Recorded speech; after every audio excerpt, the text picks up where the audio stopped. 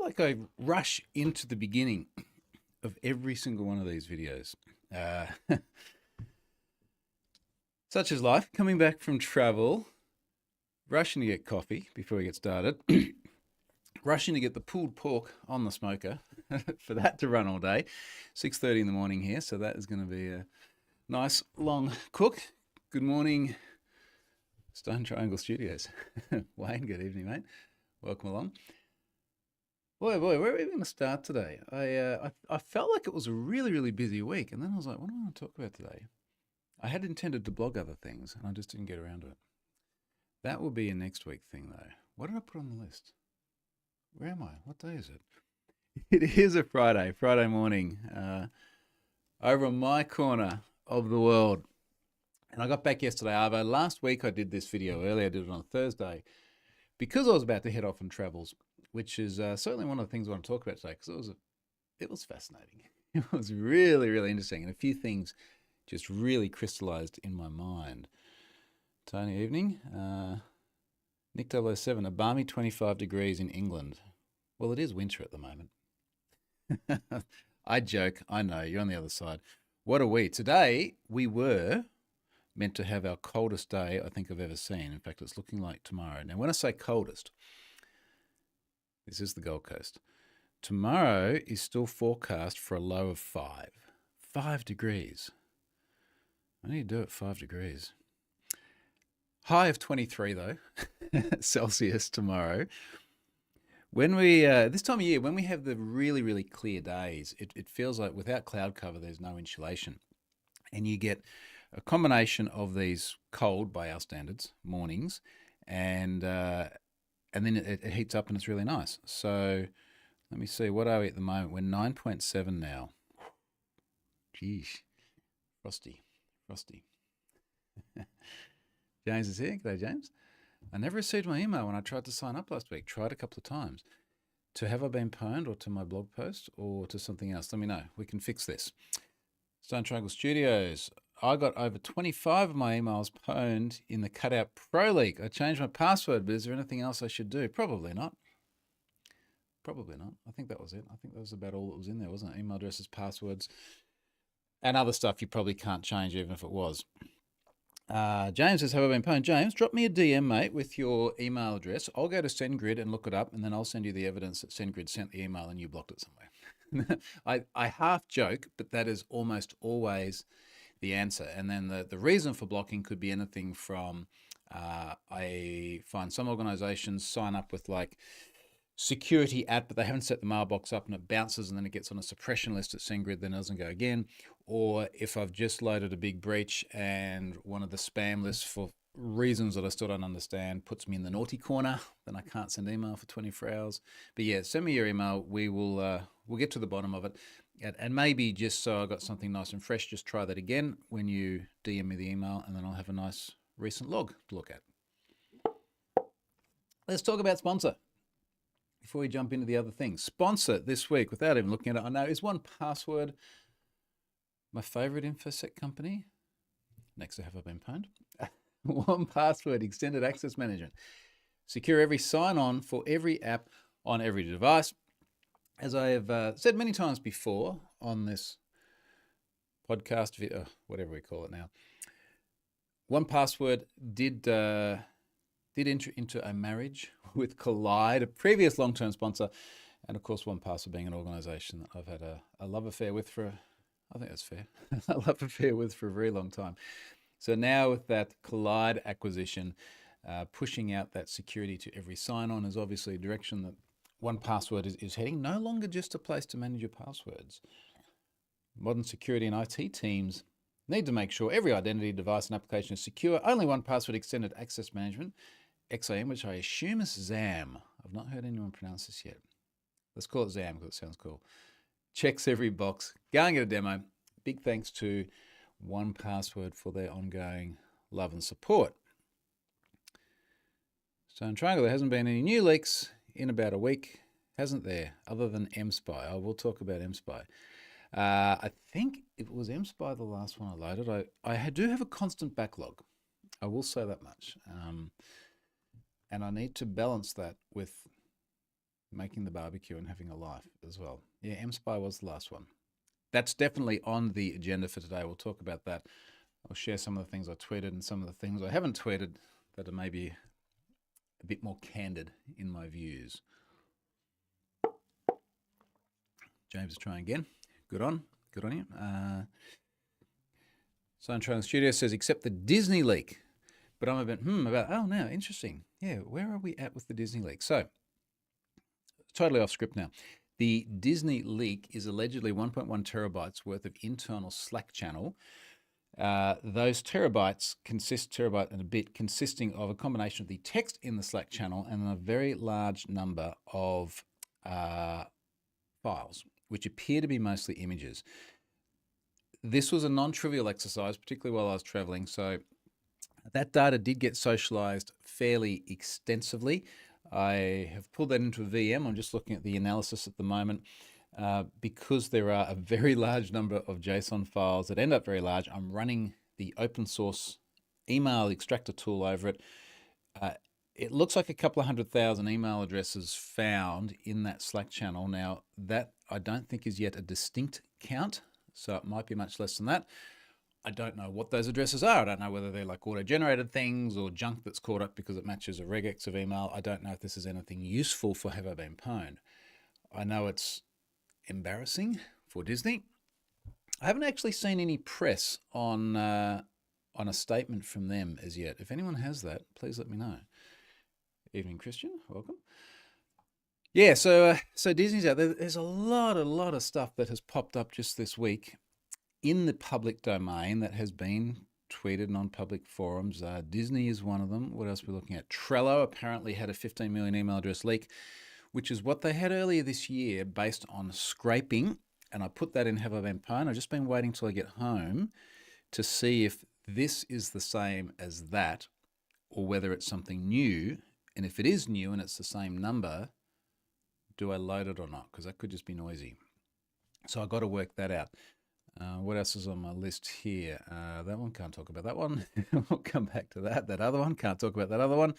But I have been on the telephone to the other side of the world yesterday doing the disclosure for something which I suspect will be in Have I Been Pwned very soon. That Disney one, by the way, was a torrent too. So somebody wanted that to be spread very, very quickly in a decentralized peer-to-peer manner. So that's well and truly out there. And a few others there I can't talk about yet. I'm literally looking at my to-do list over there. Yeah, so as Stone Triangle Studios has said, Trello got leaked in January. So yes, Simon, can you talk about MediSecure? MediSecure is dead. MediSecure is an Australian company that got, did they get ransomed? Let's have a look. MediSecure ransom. Yeah, cybersecurity incident. Department of Home Affairs here in Australia, which will be a nice segue to talk about government. Our Department of Home Affairs said the Australian government has been advised by MediSecure approximately 12.9 individuals may have had their personal and health information relating to prescriptions as well as healthcare provider information exposed by a cybersecurity incident, which is bad news. Oh, look at this. MediSecure has published a public notice on the nature of the extent of the incident. And I'm not going to look at this in terms of the incident. I'm going to look at the URL they're sending you to, medisecurenotification.wordpress.com. Shouldn't laugh, but that feels shady AF. Let's have a look anyway. It's on a government website. Anyway, they went into administration. So MediSecure did electronic prescriptions. And normally in Australia, I don't know how it is in your part of the world, every single prescription I've ever had, and I don't think I've had a lot. I generally don't have many interesting health things. But let's say it's antibiotics or something for an infection. Or I get, probably once or twice a year, I get sleeping tablets for when I travel to try and adjust. Anywho, you go into the doctor, the prescription is always written on paper. And then you go to the pharmacy a few doors down and you hand over the paper. And I assume there's some sort of validation process. And they give you your drugs. MediSecure was an e-prescription service. I think they did other things as well, but either way, it was a big incident here in Australia. Obviously impacted a lot of people. Companies in administration, which I imagine doesn't help the process of dealing with the data breach one little bit at all. But yeah, I don't. I think the data breach might have just been the final straw. I don't know that they were particularly healthy beforehand. You don't often see companies die because of a data breach. Andrew says, long time listener, first time joining live. Finished reading your book this week. Not heard you mention it in a while. That's excellent. Cool. Thank you. Yeah, it's probably the first time I mentioned it in a while. The book was, as you probably got the sense, Andrew, particularly reading the I guess, what did I call them? You know, the bits after, I was going to say eulogy, that sounded bad. The bits after the blog post. It was a bit of a labour of love. It was a very, very bad return on investment in terms of any commercial activity. And that wasn't the point. As you would have read, and particularly the closing bits at the very end, it was a very personal thing. And it was also written at a time in my life that was extraordinarily difficult, as you would have gotten from the end of it. So that helped me a lot. Epilogue, yeah. Thanks, mate. That helped me a lot. Not financially, but it helped me a lot emotionally. Big Pod said, there used to be paper here where I'm from now. You give the doctor your medical card and it gets saved into either the card or into some government-run DB that references your card. Yeah, it's fascinating, isn't it? Because we know that there are so many prescription meds that are extraordinarily volatile and get abused. And one of the things I've noticed in a lot of pharmacies now, not in the smaller ones, but in the bigger ones, is that the pharmacists can't even, well, at least the people behind the counter can't even access the room with the drugs. There's like a little robot that goes down and picks it up off shelves and drops it out. But I'm thinking about my little local one here, and that's not the case.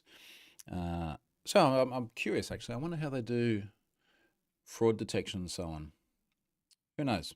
If you work in the pharmacy industry, let me know. Now, conscious also, and I obviously didn't plan this in advance because I planned to do it this time a week ago. It's a very US hour friendly live stream at the moment. And I think it's fair to say things have gotten a bit weird over the last week. Where do you even begin with that? I know folks in the UK, obviously I know Scott Helm really well. We talk a lot. You guys just had an election over there. My understanding there was that no one really liked either party or gave too much of a shit about what the actual outcome was. I think for the most part, we're largely indifferent here in Australia about politics as well. There's two parties. I think I know who the opposition leader is. I don't really pay a lot of attention. Maybe, I don't know, maybe I should. They both seem like reasonable, normal people. No one sort of gets too uppity about pinning their colours to one side or the other. We've got an election next year, as they just had in the UK, had an election. And nothing like too much happens. I don't think anyone's that passionate about it. It's watching what happens in the US at the moment is just, it's almost like heartbreaking to see how vitriolic people are getting towards each other. It you know, from a very outsider perspective, it just feels like it's about to descend into a freaking civil war or something. Like people are so angry and convinced on both sides that the other one is evil, and after that, do we call it incident? I noticed, someone explain this to me. A lot of the accounts that are talking about either assassination or sniper, they're obfuscating a letter in the middle of it because they don't want to put the word in a tweet. Why is that? I'm curious. What happens? I don't want to find out for myself. What happens if you do that? Simon says, American politics has always been interesting to watch. Yeah, I'm just glad I'm watching it from a long way away, if I'm honest. Nick 007 says, the other thing here in the UK, both main parties were kind of shit, and it is not compulsory to vote here. It's not compulsory in the US either. It is compulsory to vote here. I don't know whether that makes it better or worse. If I am indifferent, I just go and I sign my name off because you get fined if you don't vote, and then I just don't fill in the form. So I guess I have to turn up anyway. But yeah, it's just kind of sad to see, and watching it all unfold on social media as well, and particularly dumb comments being made that are throwaway, and then people's lives getting cancelled because of a stupid comment as well. And this happens on all sides of politics and always has. And there's just so much anger and vitriol. It's just stuns me. I am actually thinking about going back to the US late September, early October. I'm going to tweet about this later on because I haven't been back since 2019. I have a bit of a window there where it might make sense.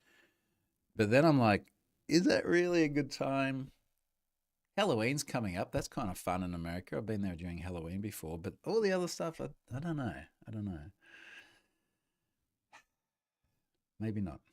Maybe that's not a good idea. Let's move on. Let's talk about travels this week. So, actually, Stone Triangle Studios, sorry, how come the PSN and eBay data breach isn't in HIBP? Easy answer is I don't have it. If you have it, send it to me and I'll have a look at it. And if it works, I'll put it in there. Very often people are like, why isn't this, massive, well-known breach? Let's say Ticketmaster. Why isn't Ticketmaster in there?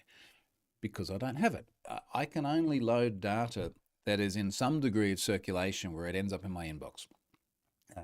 There are lots of breaches where that data is, let's say in the case of Ticketmaster, they're trying to sell that. They're trying to ransom the company as well, by the look of it.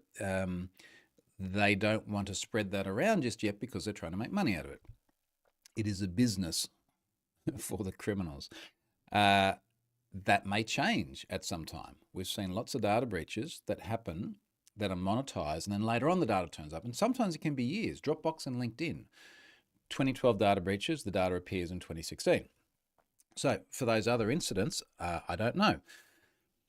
The Ticketmaster thing, the 500 grand, well, hackers have also been asking Ticketmaster for a couple of $1 million, not a couple of $100 million, a couple of $1 million. So they're trying to ransom it as well. So who knows? Who knows? Nick 007 says, the East Coast, especially in September, October, is the best time to visit the US.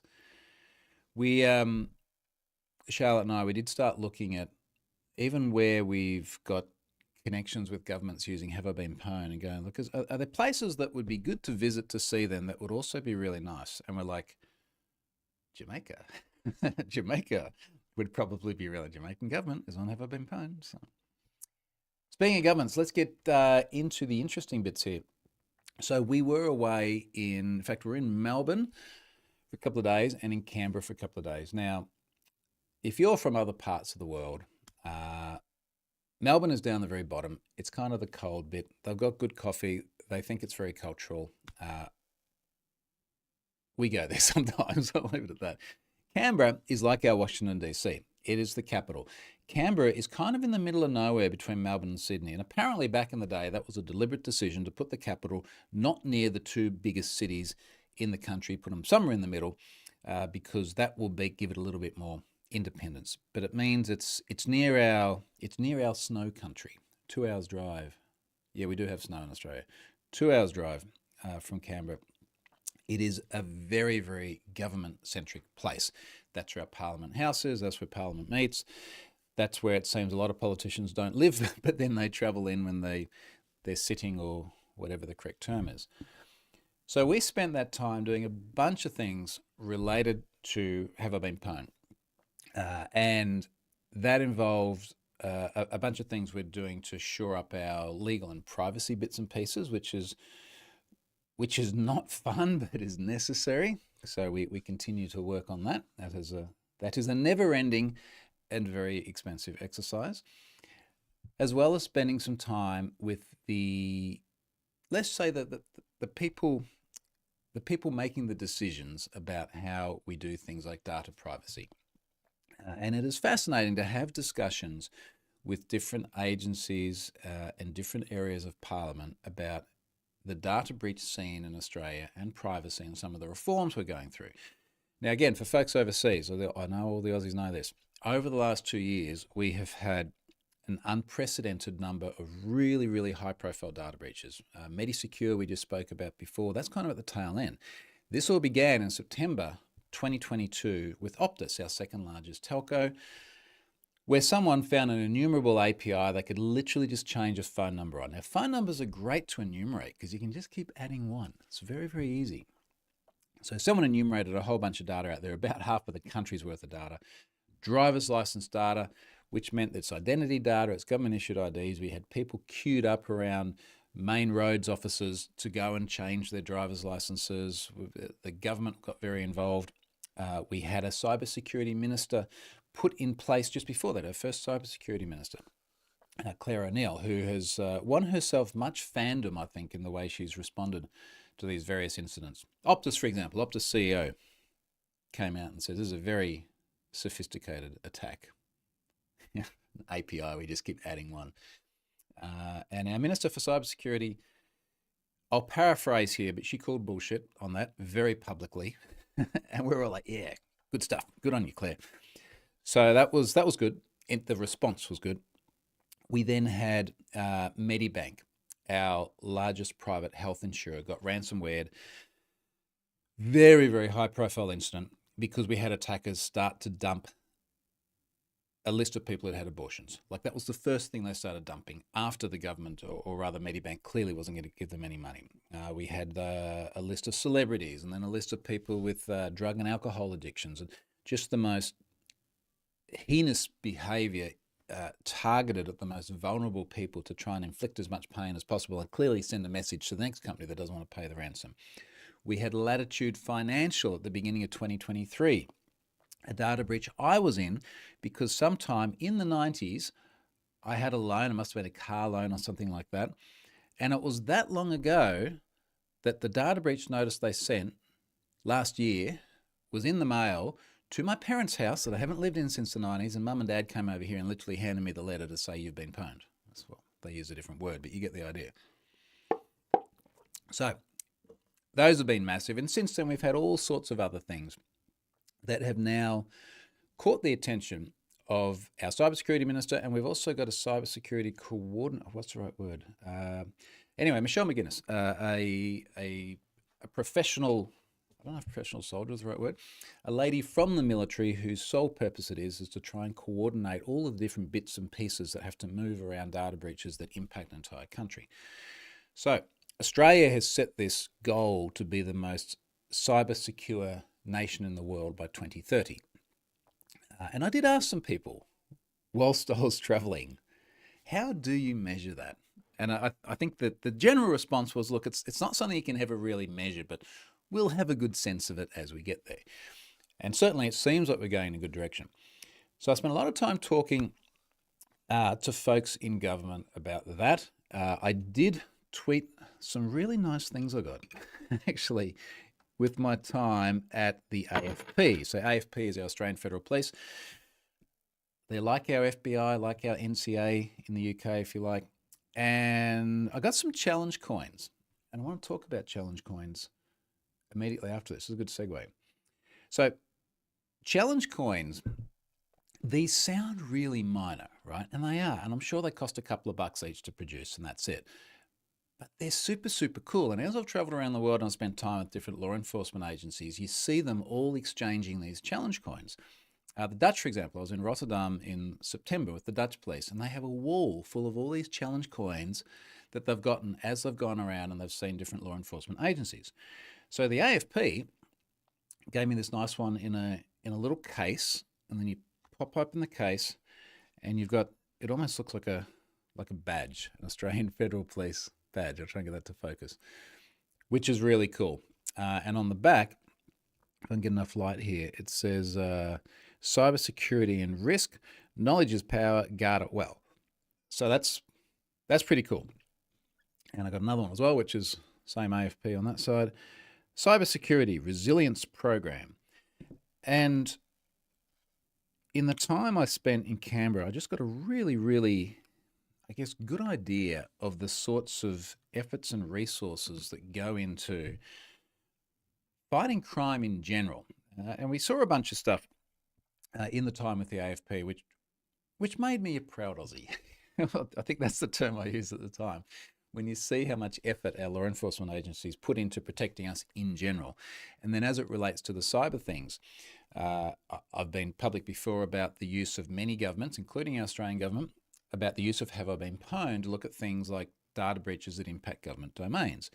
That's really useful for these organisations government departments to say, hey, look, there's been a major incident that a lot of Aussies are in. The data's ended up in Have I Been Pwned. They get immediate visibility into which of their people within government are affected.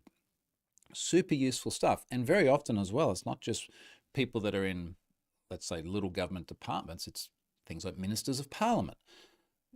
Knowing that and having that information available is enormously useful for law enforcement agencies. But here's where I'm going with this. And this is, I think, the greatest epiphany I had with all the various meetings and privacy things we did. The victim notification part is a massive, massive part of this. Now I'm going to read, I had a slide in a presentation I did, and it's a quote from our cybersecurity minister. So let me pop this one up on the screen here. And I heard Claire O'Neill talking about this in a recent podcast she did with Cyber Daily. She said, so our cybersecurity minister, who's up there on the telly a lot, advises our Prime Minister, she said the people whose data has been stolen are the real victims here. And if you focus on them and put their interests first every single day, you will get good outcomes.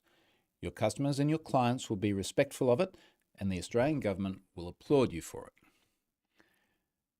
And I love that. I love that focus on victims. The individual victims, as I've written before, there are corporate victims. The organisations that are the target of cyber attacks are corporate victims. But it's the individual victims who I think we feel are the most vulnerable, because it's not just people like you and me, but it's people like our parents and our kids and our non-technical friends. It's all sorts of people who are just like, what the hell just happened? And very often that leads to anything from invasions of privacy to financial fraud. And it's a massive thing. And time again, this is the other pattern I'm seeing at the moment. Organisations, I feel, are increasingly prioritising self-preservation at the expense of victim notification. And I can think of many, many examples recently where victims are simply not notified either at all or in a timely manner. And I'm starting to get a real bee in my bonnet about this, and particularly when we see government messaging around victim notification and prioritising supporting them after data breaches. It's got me thinking about a lot of different ways to do things. I don't like, as I said so many times before, I don't like the fact there are so many data breaches where I'm sitting here twiddling my thumb going, I wonder when they're going to disclose it or talk about it, or how do we make sure that, how can we get this organisation disclosed, and time just ticks by. Why am I waiting? Well, because I want to be able to keep running Have I Been Pwned. I don't want to get sued into oblivion or things like that as well. So there's a balance there, but I feel increasingly the focus is on the victims and early notifications. And if organisations are not getting with that picture, I think they're going to start to get a much harder time from the government as well, which would be good. Now, of course, that's just our corner of the world here, but I think the same premise applies everywhere in the world. Neiman Marcus is a perfect example. In fact, that was in one of my slides over here. So I think it was the 24th of June, from memory going back in my slide. 24th of June, they made their submission into the main government of whatever the department is where they have to report their data breaches. It said 64,000 people. 4 days later, Public Hacking Forum, 40 million people. Now, literally in the slide, I had like lost John Travolta going 64,000, 40 million, 64,000, 40 million. I found about 30 million unique email addresses in there. What's happened to the almost 30 million people? Because they did send notifications to people. They have a sample in their submission to the main government. But I assume that's gone to 64,000 people. And everyone else is just like, where's my notification? It shouldn't be up to me to have to send it. But if it ends up being up to me, then I will send it. Let's read the comments. Joe says HOBP World Tour. Yeah, that's like, I was literally looking at it going, when you go to Qantas and you book flights, and we tend to end up on Qantas the whole time for obvious reasons, there's a round the world option. And if you do round the world, it actually ends up way, way, way cheaper, because they manage to find flights that, I don't think you have as much selection, but they find flights that sort of stitch it all together. And so long as you go to like 3 continents, I'm like, oh, I've never actually done that. Done one trip that's just gone like, Maybe I should do that. We'll see. I only have so much time. James, I accidentally jokingly convinced someone to manually dial every number in a certain area code to find a number. He went in order and had a notebook. Nice. Sun Triangle Studios. Troy, if I managed to get the PSN eBay data breach, how should I contact you? You go to the contact link on troyhunt.com and then you can choose which way you would like. Now, Marcus says, challenge coins seem like a good use for NFTs. Now, actually, let's talk about challenge coins. It's the next thing on my list here. We have, at Have I Been Pwned Central, which is Charlotte's at my house. Of course, now we have Stefan as well on the other side of the world. We have been talking for some time about doing an HIBP challenge coin. They would be very selectively given out to folks like this, like the AFP. And we did jump into a bit of ChatGPT. We were sitting on the plane yesterday and throw some ideas around. And the images it came out with, first of all, can't spell because it's AI, and AI, for some reason, can't spell or count. But they looked super cool.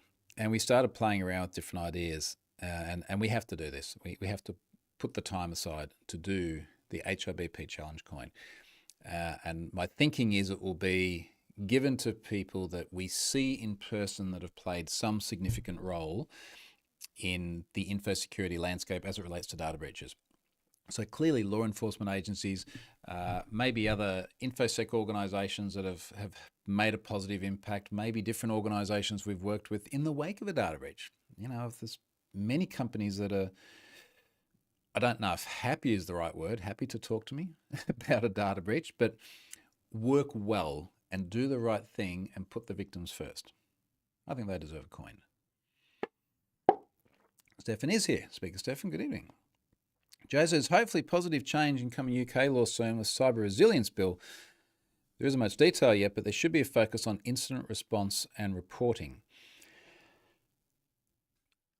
Yes, reporting often means reporting to a regulator. There's a lot of people don't get about regulations, including GDPR. GDPR doesn't mean that every time there's a data breach, the people have to be told that there's a data breach. The regulator has to be told within very strict criteria, but the individuals know. DESA is a perfect example of that. DESA, what year was that? It's only about 2 or 3 years ago. But they are French. France is very much in the middle of GDPR land. They had 200 and how many? 229 million accounts breached. It was actually April 2019. So still well and truly after the introduction of the GDPR. And they reported to their regulator, but they never let the individuals know. Now, we sent a lot of emails to people after the DESA data breach. We're just about to hit 5 million subscribers on Have I Been Pwned now, but we would have had, when did I load this? January last year. Let's say we had 4 million then. I think we sent a couple of 100,000 emails. Now, a lot of people didn't know that they'd been in the DESA breach until we send the emails, and see how we keep coming back to the victim notification thing again. That is not to say that DESA was not compliant with the regulation. They did report to their regulator, they just didn't report to the individuals. And there is some self-assessment that gets into play with many of these regulations. In Australia, for example, you can self-assess and decide whether or not the data breach is likely to cause serious harm to the victims. If you self-assess and decide no, you don't have to notify the individuals, not unless there's things like health data involved. Which means that if you're running, for example, a streaming media service in Australia and go, it's just music, doesn't matter. Email addresses, passwords, just music.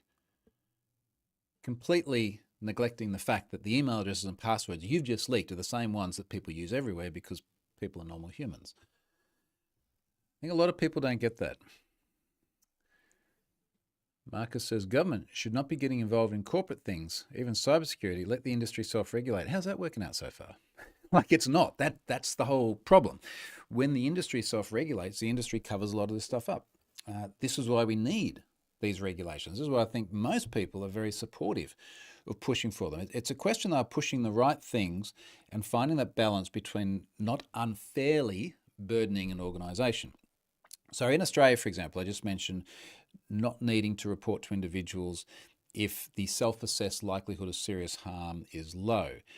In Australia, you also don't need to report if you have revenue of less than $3 million a year because you're a small business. That is more than 90% of Australian businesses. So more than 90% of Australian businesses can completely cock up their data security, leak the data all over the place, and then not have to let people know.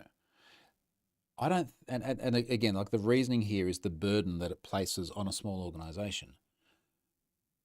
That's nuts. Like I don't care how big you are. You lose my data. Lose is not the right word either. One of the discussions on the weekend said, is the correct legal term stolen? And the lawyer's like, I refer to it as lots of backups. There are now lots of backups of the data. If someone makes lots of unintended backups of the data and my data gets spread all over the place, I don't care how big they are, I want to know about it. And I don't care if it's just my email address. I want to know about it. And if you need to be regulated in order to do that and then fined into oblivion if you don't, that seems reasonable because self-regulation ain't working.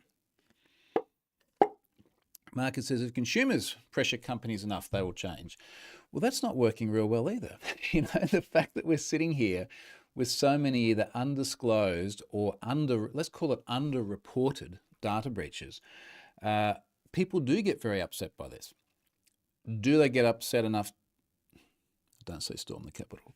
Do they get upset enough to storm the Capitol or take some sort of action that puts sufficient pressure on government to do something? I think people get very complacent. But yeah, I'm sure that if we put the vote out there and said, do we think that organisations should have to disclose to individuals if there's a data breach, and if not, should there be some kind of financial penalty? I'm sure the vast majority of people will give that a big thumbs up. Let's see. Stone Triangle, AT&T is done for 100 million call logs leaked. So that was one of the big news, wasn't it? While I was away. AT&T were also a victim of Snowflake. Now, AT&T is interesting as we talk about disclosure because they did not disclose promptly, but they had a good reason. The FBI asked them to withhold disclosure because of national security interests. Their leak includes a huge number of call logs from number to number, timestamp. I'm not sure if it had any geolocation data as well. The inferences within a data set like that are significant when you think about the connections it makes between all sorts of people.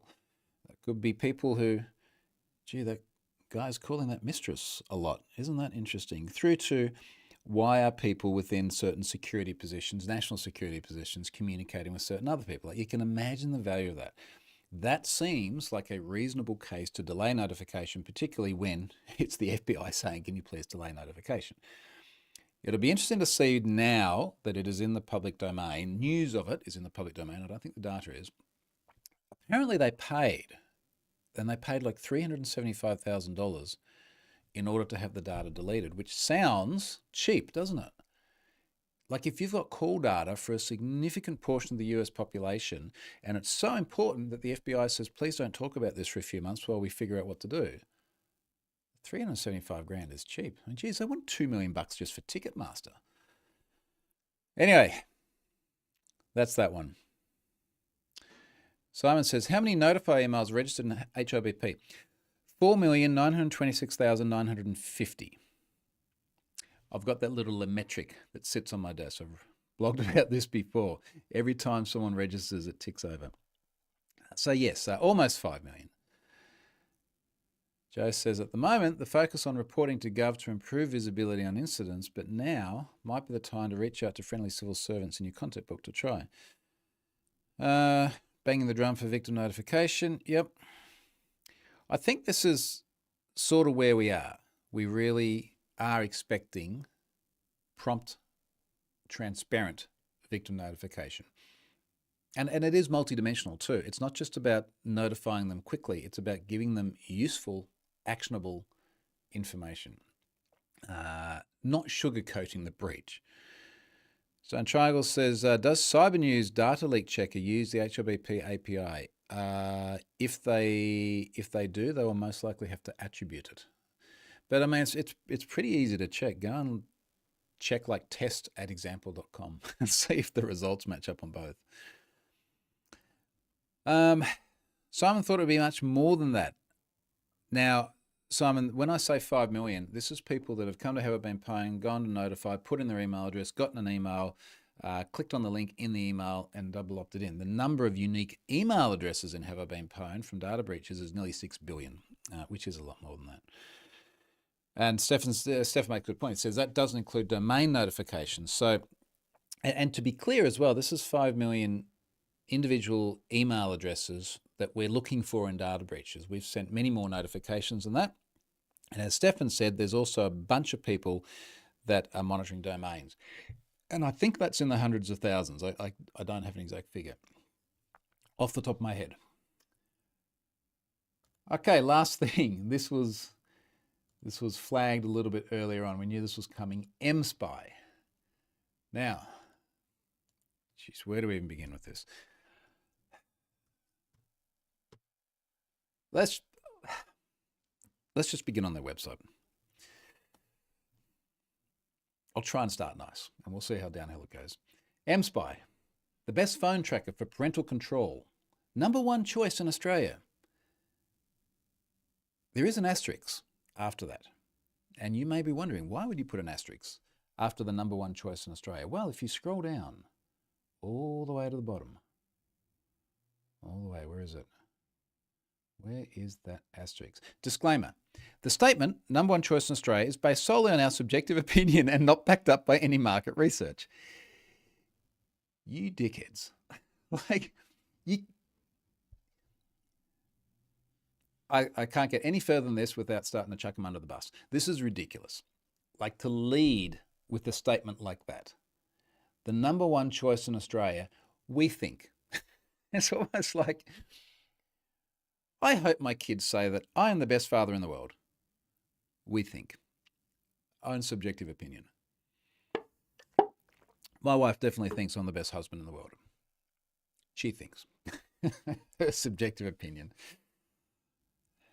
No more, worry less. That's the power of mSpy, the app that lets you find out what they're up to on their phone and online, and they won't even know you're using it.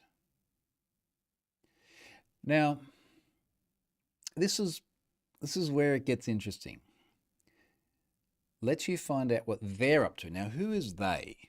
Because it's under the headline of parental control. So is they your kids? That's what the website says. Stop relying on a hunch, find out the truth. Monitor every keystroke and every tap. Read their social media chats. See where they've been and where they're going. Review their text, including deleted messages. Find out who they've called. See the pics they share and receive. See what they've searched for. Do it all without being detected. Imagine technology like this. And yes, you could use that to monitor your kids. I would argue that that is probably more invasive than that is definitely more invasive than what it needs to be. Exceptional circumstances aside, we'll come back to that. You could use this technology on your employees. You could set the expectation. We're going to give you a corporate device. We are an organization that, let's say we're a high security, high privacy organization. We need to be very cautious the way we handle things like customer data. We don't want the device that you're using to manage our customer records also being used to do your social media and things like that. So we're going to have this tool on there that's going to monitor everything you do, just so you're aware of that. If you want to do your personal stuff, pull the phone out of your pocket. You know, your own personal phone out of your pocket. That expectation, I'd be okay with that. You could also use this because you're an abusive spouse and you want to track what your partner is doing. And that's where we get this term stalkerware from.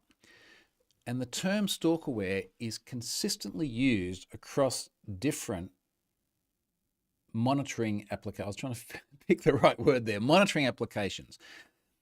And we consistently see these tools being used for abusive purposes. Now, depending on where you are in the world, this ranges from immoral to illegal, installing this class of product on a spouse's device to monitor them. Doesn't matter how many affairs you think they're having or what else you think is going on in their life, installing this without consent on someone else's device is a whole world of problems, again, both morally and legally. There are a bunch of different stalkerwares in Have I Been Pwned Already? So let's have a look at who's in here.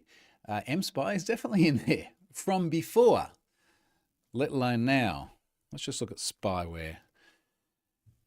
mSpy went in there from a 2015 breach. There's the one now we're going to talk about in a moment. PC Tattletale I spoke about quite recently. That killed the business. Now, they didn't bother to try and sugarcoat the fact that they were using this to spy on partners.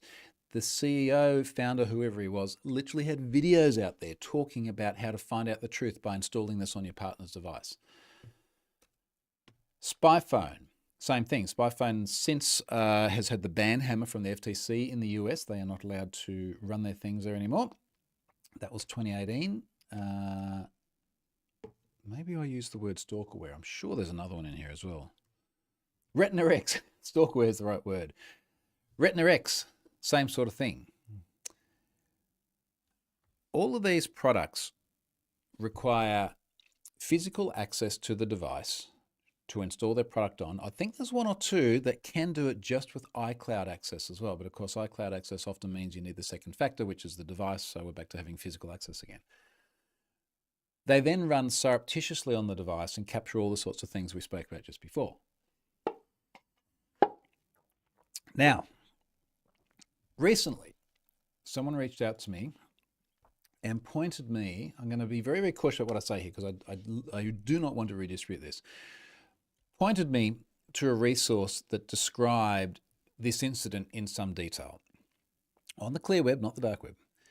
That then linked through to another place that had all of the data published publicly. And again, I'm not going to describe what it is because I don't want to see this stuff spreading for reasons that will become more obvious in a moment. Let me see, is this still here? They changed the design of this. Yeah, it is. So this other public resource has published a number of files. And again, I'm not even going to give you the file names here. I'm just going to talk in fairly generic terms. There are a couple of files here, compressed archives that total about 115, no, sorry, let's call this total about 4.5 gigabytes. I got a bit confused there. One's in megabytes, one's in gigabytes. About 4.5 gigabytes compressed of Zendesk logs. So the tickets people have submitted to this organization. There is then a 160 gigabyte file of attachments. We're going to come back to that in a moment. Let's start with the Zendesk logs. In these Zendesk logs is the tickets that people have logged for support with the product. They're very large because they extract it out to about 70 gig from memory. But they are also very, very explicit in terms of a huge number of references that make it very clear they're trying to install it without consent on a partner's phone. Over and over and over and over again, this appears. And then you see the responses that come back from mSpy. And those responses are consistently to the effect of make sure you have consent, consider your legal obligations, etc. And then here's how to get help installing it. I think in one of these cases, I'm going to find my Twitter thread here actually. In one of these cases, it was very much the effect of, well, you only need the device for 5 minutes. Why are you in a rush if you have consent? That does not make any sense. So I guess where I'm going here is it was obviously very evident to the operators of this service that the product was being used in a non-consensual stalkerish way. I put out a very long thread about this. In fact, this is while I was sitting at the airport just about to head off on Friday last week. So this would be a bang on 1 week ago now. I'm not even going to read the whole thing because it's such a freaking long thread.